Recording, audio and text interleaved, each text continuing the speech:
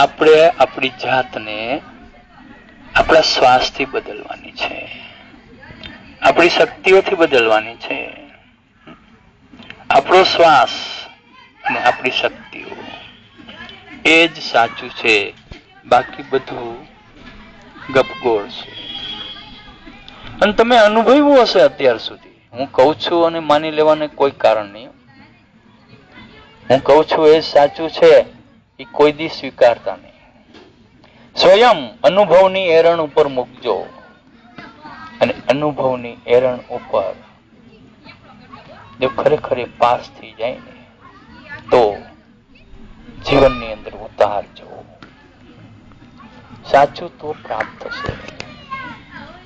બાકી સાંભળીને આપણે ગાઈને હજી સુધી બદલાણા નથી. કોક મીરાબાઈ જેવું થઈ જાય, કોક નરસિંહ મહેતા જેવું થઈ જાય, કોક જલારામ બાપા જેવું થઈ જાય સાંભળીને. પણ હું ને તમે સાંભળીને બદલી એવા નથી. આપણી તકલીફ એ છે કે આપણી અંદર મેલ જાજો બધો પડ્યો છે. જ્યાં સુધી મેલ ધોવાશે નહીં ત્યાં સુધી આપણી અંદર પરિવર્તન નહીં આવે. આપણે આપણી જાતને અંદરથી ધોવી પડશે. અને ધોવા માટે ન તો અંદર કોઈ સાબુ હાલે છે, ન તો કોઈ સોડા ચાલે છે, ન તો કોઈ એવી મશીનરી છે કે જે અંદર ઉતારીને આપણે અંદરની સફાઈ કરી નાખી. જન્મો જન્મના પાપોનો મેલ એટલો બધો ભર્યો છે કે એ મેલ આપણે ધોવાનો છે.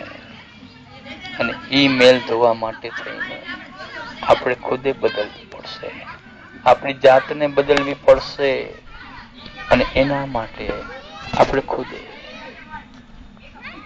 આપણી ભીતર પડેલી શક્તિઓને પ્રગટ કરવાની છે. જ્યાં સુધી તમે તમારી જાતને સલામત નહીં બનાવો ત્યાં સુધી પરમાત્મા તમને મદદ નહીં કરે.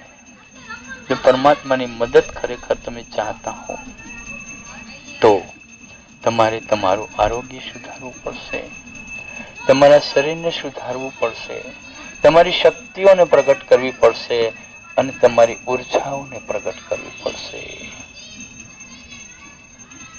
હે મેરે સતગુરુ પ્રણામ બાર બાર. હે મેરે સતગુરુ પ્રણામ બાર